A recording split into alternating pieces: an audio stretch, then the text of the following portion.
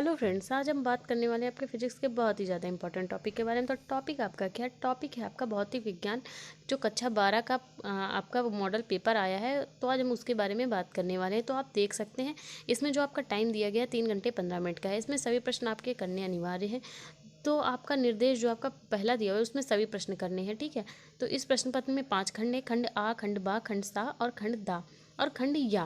तो खंड आ में आपके बहुविकल्पी प्रश्न है और इसमें प्रत्येक प्रश्न जो आपका है वो 1 नंबर का है। खंड बा अति लघु उत्तरीय है तथा इसमें भी प्रत्येक क्वेश्चन जो आपका पूछा गया है वो 1 अंक का है। खंड सा लघु उत्तरीय है, इसमें प्रत्येक प्रश्न 2 अंक का है। खंड दा लघु उत्तरीय है, इसमें प्रत्येक प्रश्न आपका 3 अंक का है।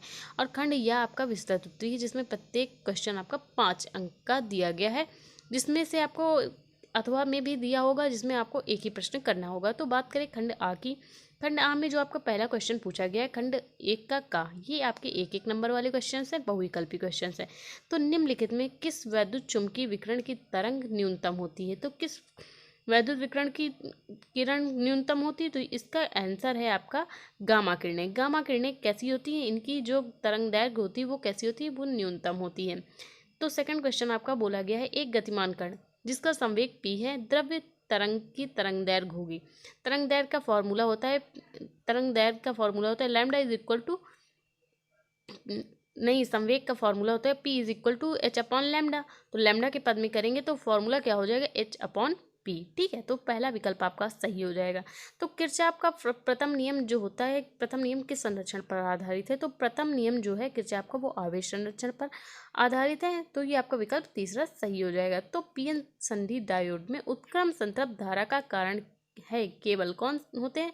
पीएन संधि डायोड में उत्क्रम संतृप्त धारा का कारण केवल अल्पसंख्यक वाहक होते हैं। विकल्प आपका एक सही हो जाएगा। तो बात करें अंगा नंबर की, तो इसमें कौन कौन से क्वेश्चन दिए गए हैं? इसमें एक क्वेश्चन दिया गया है पी टाइप एवं एन टाइप में क्रमशः बहुसंख्यक वाहक होते हैं। कौन होते हैं? इलेक्ट्रॉन इलेक्ट्रॉन, ये तो बिल्कुल नहीं होगा। इलेक्ट्रॉन कोटर, ये भी नहीं होगा।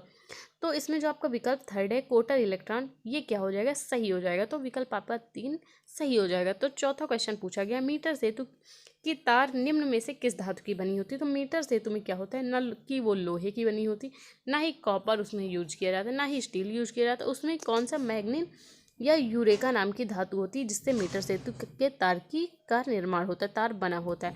तो बात करें आपके क्वेश्चन सेकंड की, जो आपका खंड बा है, खंड बा आपका यहाँ से स्टार्ट होता है। तो उसमें क्या होता है? उसमें भी आपके 1-1 नंबर के क्वेश्चन पूछे जाते हैं, आप देख सकते हैं। तो इसमें जो आपका खंड जो बा है उसका आप पहला क्वेश्चन आ देखिए तो क्या पूछा गया है? बामर श्रेणी की न्यूनतम तरंग दैर्घ्य क्या है? तो बामर श्रेणी की न्यूनतम तरंग दैर्घ्य हमें लिखनी है। जो सेकंड क्वेश्चन आपका खा नंबर है एकल गोली पृष्ठ पर प्रकाश के अपवर्तन का सूत्र, ये भी हमें करना है। तो ये 1 नंबर के क्वेश्चन है। और जो खंड गा है आपका समस्थानिक का अर्थ एक उदाहरण देकर समझाइए, ये क्वेश्चन भी आपका 1 नंबर का। इसमें सारे क्वेश्चन आपको करने हैं। तो संधारित्र की धारिता को कैसे बढ़ाया जा सकता है? रेडियो एक्टिव किरणों की विभेदन क्षमता के बढ़ते क्रम को हमें लिखना है। एंड गेट के लिए लॉजिक गेट प्रत्येक प्रतीक बूलियन व्यंजक तथा इसकी सत्यता सारणी भी हमें बनानी। इसमें क्या होगा? खंड बा में सारे क्वेश्चन आपको करने रहेंगे। तो अब बात करें खंड सा की, तो खंड सा में क्या बोला जा रहा है? खंड सा में तीसरा क्वेश्चन आपका तीसरे का वैद्युत फ्लक्स की परिभाषा तथा मात्रक और इसका ऋणात्मक वैद्युत फ्लक्स का अर्थ क्या है ये भी हमें बताना है, ठीक है। तो अब बात करें खंड जो आपका सा का तीसरे का खा है, वो क्या बोल रहा है क्वेश्चन? एक तार में 5 एम्पीयर की धारा बह रही है, तार के अनुप्रस्थ काट के प्रति मिनट कितने इलेक्ट्रॉन गुजरते हैं ये हमें बताना है। ये देखिए आप 2 नंबर का क्वेश्चन जो खंड सा है आपका उसमें 2 नंबर के क्वेश्चन पूछे गए हैं। तो हाइड्रोजन स्पेक्ट्रम में बामर श्रेणी की द्वितीय रेखा की तरंगदैर्घ्य रिडबर्ग नियतांक के पदों में ज्ञात करनी, ये भी क्वेश्चन आपका 2 नंबर का है। दी ब्रोगली तरंगदैर्घ्य का व्यंजक हमें ज्ञात करना है, तो आप देख सकते हैं ये भी 2 नंबर का है। तो अब बात करें खंड दा की। खंड दा में क्या बोला जा रहा है? जो आपका क्वेश्चन नंबर 4 मतलब कि 4 है उसका का है। तो खंड दा में जो क्वेश्चन नंबर आपका 4 का है, तो परस्पर संपर्क रखे 2 पतले लेंसों की संयोजन की फोकस दूरी के लिए सूत्र हमें मतलब क्या करना है? इसका डेरिवेशन करना है। कौन से 2 पतले लेंसों की संयोजन की फोकस दूरी का? तो जो आपका चौथे का खा है, आइंस्टीन के प्रकाश वैद्युत समीकरण का निगमन करना है। आपके जो चौथे का खा है उसमें भी हमें आइंस्टीन के प्रकाश वैद्युत समीकरण का निगमन करना है। जो आपका गा है वो है बूस्टर के नियम से सिद्ध कीजिए कि अपवर्तित तथा परावर्तित किरणें परस्पर लंब होती हैं। तो ये हमें ब्रूस्टर के नियम की सहायता से सिद्ध करना कि अपवर्तित और तथा परावर्तित किरणें कैसी होती हैं, एक दूसरे पर परस्पर लंब होती हैं। इनमें देखिए आप 3-3 नंबर के क्वेश्चन खंडदान में पूछे जा रहे हैं। तो बात करें चौथे के घर की कि एम्पियर का परिपथीय नियम लिखिए तथा इसकी सहायता से एक अनंत लंबाई के सीधे धारावाही तार के कारण चुंबकीय क्षेत्र का हमें सूत्र निगमित करना है। इसका भी हमें डेरिवेशन करना है एम्पियर का परिपथीय नियम के हेल्प से।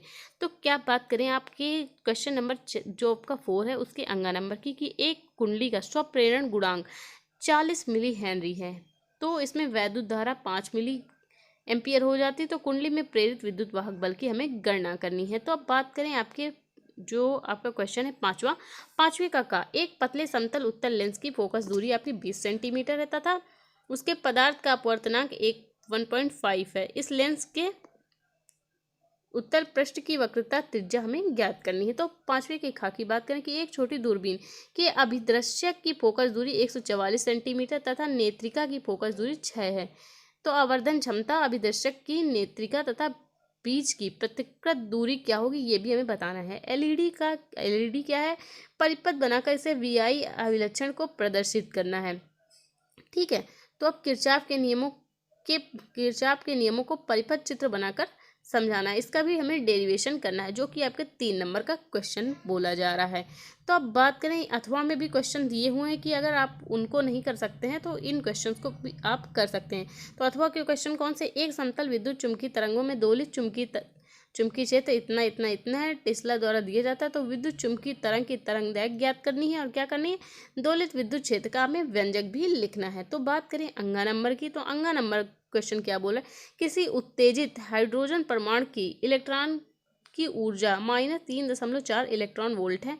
तो इस इलेक्ट्रॉन का कोणीय संवेग हमें ज्ञात करना है। 9वीं कक्षा में इलेक्ट्रॉन की जो संख्या है मतलब कि H का मान आपका क्या दिया गया है, 6.6 × 10⁻34 जूल सेकंड आपका मान दिया हुआ है। तो बात करें आपके क्वेश्चन नंबर 6 की कि 6 जो आपका खंड या है तो उसमें कौन कौन से क्वेश्चन बोले जा रहे हैं। तो संधारित्र की धारिता की हमें परिभाषा लिखनी है और समानांतर प्लेट संधारित्र की धारिता कैसे बढ़ाई जा सकती है उसे करना है। ये आपके खंड या का क्वेश्चन है, ये जो कि आपका 5 नंबर का क्वेश्चन है। और अथवा में भी एक क्वेश्चन पूछा गया है, तो वो कौन सा है, रेखीय आवेश घनत्व से क्या तात्पर्य और गॉस की प्रमेय की सहायता से एक समान आवेशित अनंत लंबाई के सीधे तार के निकट वैद्युत क्षेत्र की तीव्रता का व्यंजक हमें ज्ञात करना है। किसकी सहायता से, रेखीय आवेश घनत्व की सहायता से। या तो हम एक और क्वेश्चन बोला गया 7.2 इंटू 10⁻⁻10 मीटर त्रिज्या के वृत्ताकार मार्ग पर एक इलेक्ट्रॉन 3×10⁶ मीटर प्रति सेकंड की एक समान चाल से चक्कर लगा रहा है। तो क्या होगा, वृत्ताकार मार्ग के केंद्र पर उत्पन्न चुंबकीय क्षेत्र की हमें गणना करनी है तथा मान आपका दिया गया μ0/4π का मान क्या होता है 10⁻⁷ वेबर प्रति मीटर। और इलेक्ट्रॉन का तो आप जानते ही हैं E = 1.6 × 10⁻⁻19 कूलाम होता है। तो ये भी आपका 5 नंबर का क्वेश्चन है। और अथवा में एक और क्वेश्चन दिया गया कि अगर आप इसको भी नहीं कर सकते तो आप ये क्वेश्चन कर सकते हैं, दो समांतर धारावाही चालकों के बीच कार्य करने वाले बल का सूत्र हमें ज्ञात करना है। और या LCR संयोजन के लिए श्रेणी क्रम अनुनादी परिपथ या परिपथ के लिए अनुनादी आवृत्ति प्रतिरोध किस पर निर्भर करती है ये हमें बताना है। और इसके अथवा में भी एक क्वेश्चन बोला गया है, तो वो क्या है आप देख सकते हैं कि समांतर धारावाही, ये तो हम बता चुके हैं। यंग के प्रयोग से 4000 एंगस्ट्रॉम तरंगदार दैर्घ्य का प्रकाश प्रयुक्त होने पर 2 मीटर दूरी स्थित पर्दे पर दीप्त फ्रिंज की चौड़ाई हमें ज्ञात करनी है। और 1.5 अपवर्तनांक के द्रव में इसको डुबो दिया जाए तो फ्रिंजों की चौड़ाई क्या होगी ये भी हमें बताना है। तो क्वेश्चन नंबर आपका 9वां बोल रहा है, नौवां क्या है, NPN ट्रांजिस्टर के में वैद्युत चालन की क्रिया को समझाइए, इसके आधार पर पतला लेंस क्यों प्रयोग होता है, PNP ट्रांजिस्टर की तुलना में यह अधिक उपयोगी क्यों है, या तो हाइगेंस की द्वितीयक तरंगिकाओं का सिद्धांत की विवेचना करिए। खंड या में इतने सारे अथवा लगाए गए, जो क्वेश्चन आपको आता हो वो आप क्वेश्चन करके 5 नंबर आप अर्जित कर सकते हैं। ठीक है, तो ये बात हुई आपके फिजिक्स के मॉडल पेपर की। तो आई होप आपको फिजिक्स का मॉडल पेपर अगर समझ में आए तो प्लीज़ वीडियो को लाइक और हमारे चैनल को सब्सक्राइब करें। मिलते हैं इसके नेक्स्ट टॉपिक पे। Thank you for watching this video.